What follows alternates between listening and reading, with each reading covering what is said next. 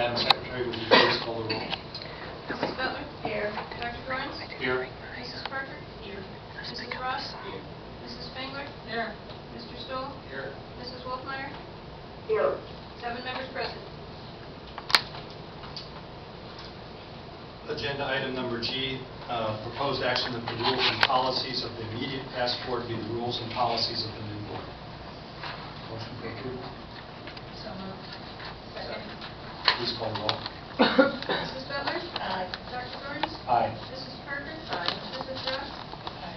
Mrs. Spangler? Aye. Mr. Stoll? Aye. Mrs. Wolfmeyer? Aye. 7 ayes, motion carried.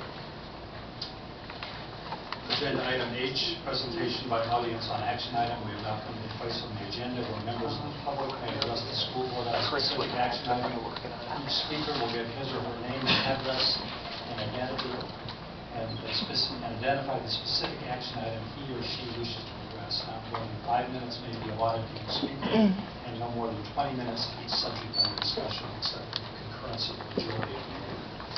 Is there anyone that wishes to address the board regarding an action item? Yes, General Parker, 2101 Oak Hill.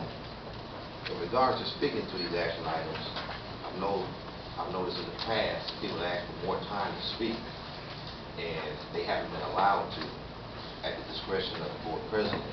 But if I can't go to your policy, 2.230, number 3, it says that not more than 5 minutes may be allotted to each speaker and no more than 20 minutes to each subject under discussion, except with the concurrence of the majority of the board.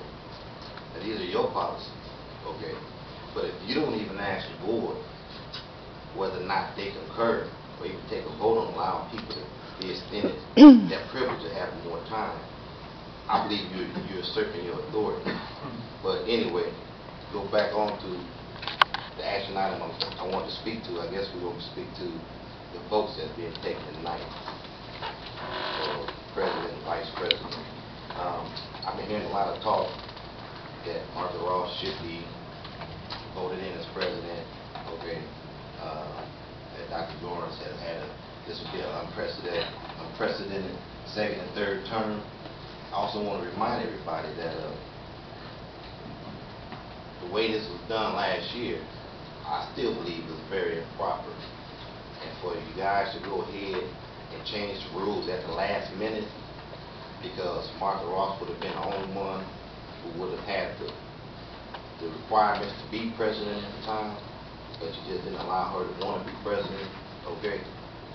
And for you guys to go and do that stuff, and you had to do it behind closed doors. You had to have your 4 votes in place to do that stuff, you know. So I have a problem with you guys doing things behind closed doors. They have a problem with Ms. Ross voting for somebody else last year, because I hear her speaking about wanting to be president year after year after year after year, okay? And she voted for somebody else. But I would ask that each one of you guys in here, I'm kind of disappointed in the board as a whole, because I think there are several of you that could run for president, but you just don't have the courage, okay? You don't want to rock the boat, okay? And I don't think that's what we voted you guys in for, not rock the boat, because we've seen that the district was going in the direction we didn't want it to go in, and we voted you guys in to try to change things, to have the courage to stand up and do the things that we voted you in to do. And I'm saying it right now, if you can't be the president, okay, and remember that you took an oath, one that you just took again today, Ms. Ross, okay, that you swear to respect the taxpayers' interests by serving as a faithful protector of the school district assets. You will faithfully discharge the duties of the office of the members of the Board of Education. You will recognize that board members have no legal authority as an individual, and that discussions can be made only by a majority vote at a public meeting, not in the back office, not in executive sessions, okay? You're supposed to talk about this stuff. That's where the decision's supposed to be made at, right out here in front of everybody. So any little votes you take in the back, any consensus is anything you're talking about that's on this agenda, you're in violation of not only your own rules, state rules, okay? You're violating the Open Meetings Act. And I I know you do it because, see, your members' agreement right up there on the wall, the board members' agreement, and you say that administration shall not be surprised, board members should not be surprised. That means you're discussing this stuff before you even get out here. How you going to decide what you're going to vote on and you already voted on it in there? You're supposed to discuss it out here. You still have your decision made up till you get your information in your package and you hear what the public has to say. So if you can't do that as a board president, and remember, just like I believe it was Abraham Lincoln who said, that a government of the people and by the people and for the people shall not perish on this earth. It's not a government, not a board of the board president, not a board of the board's administration. You're still supposed to be for the people. And if you can't represent the people, I think you all need to resign.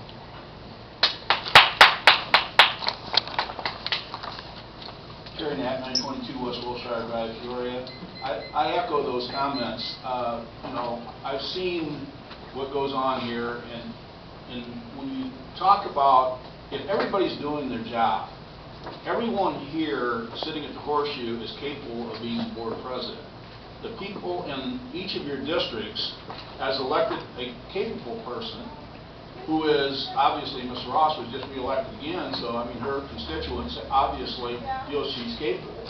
But all of you should feel capable, and no one should block people for whatever reason.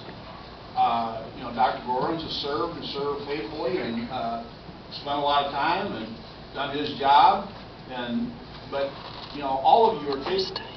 And I think it shows a lack of sensitivity that people think that I can only be the one to run this organization.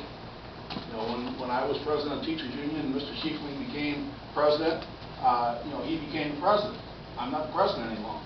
And if you don't have people that are capable, then, you know, it's a sad day if only one person at the Horseshoe is capable. Thank you. Does anybody else wish to address the board on a specific action item?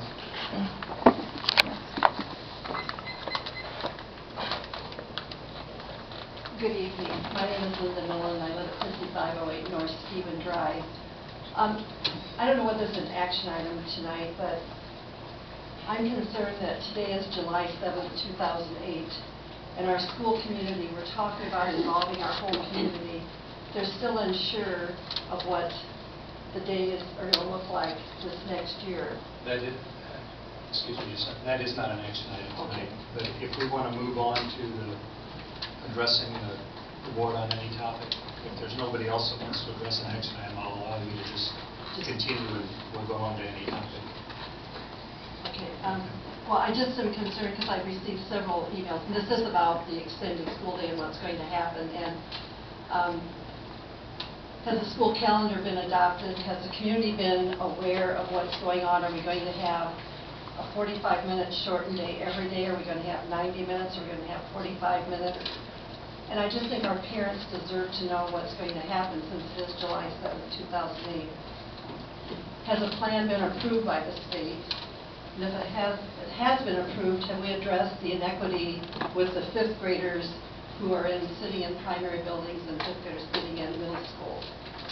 Our children deserve every minute of quality education, as all of you have said so eloquently tonight. We are here. Our core business is our children.